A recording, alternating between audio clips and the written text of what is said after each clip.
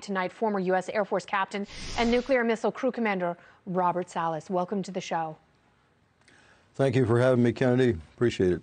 So in 1967, you saw a strange object take 10 Minutemen missiles offline. They were inoperable, and this thing was moving in a way that no human technology was at the time. Are you convinced that that was a UFO?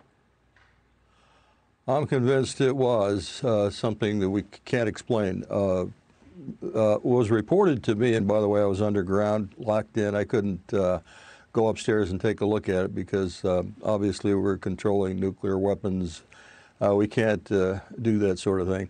At any rate, this object flew extremely fast, stopped on a dime, reversed course, made 90-degree turns, very much like what was reported by those tic-tac pilots of the Navy.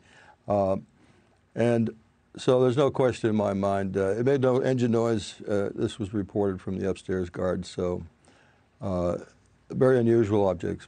What was the explanation from the Air Force? There was none.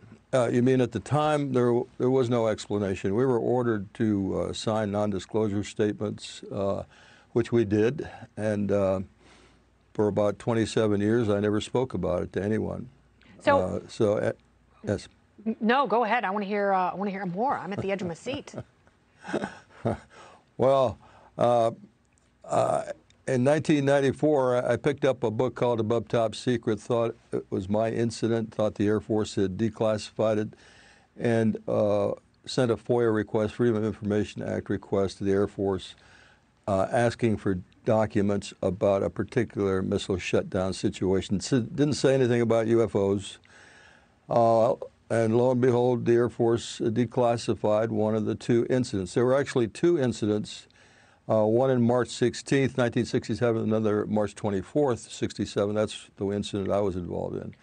But at any rate, I started speaking openly at that point when I received documents from the Air Force. And I've been speaking now for over 25 years. And I wish more people would speak about this because there is this idea that we have been visited by extraterrestrial societies who are hundreds of thousands of years advanced of us because they don't want human beings to destroy the Earth. And they know that we are capable of that with these nuclear devices. Do you think they were coming to make sure that we didn't blow ourselves up?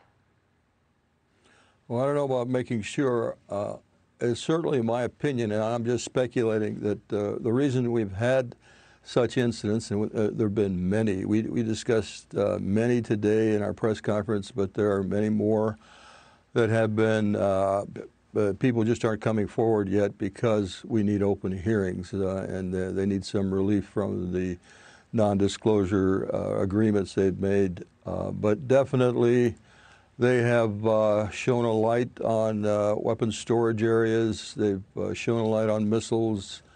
They shut down my missiles, 10 of them, by simply upsetting our inertial navigation system of the missile. They did no damage. I want to emphasize that. They did no damage to the equipment. Yep.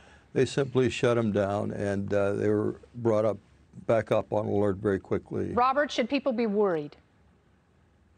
Worried? I don't think that's the right word. I think people should take a serious interest in this subject. Now that the ODNI report has stated clearly that there is something to this, it's not swamp gas. We have to take it seriously.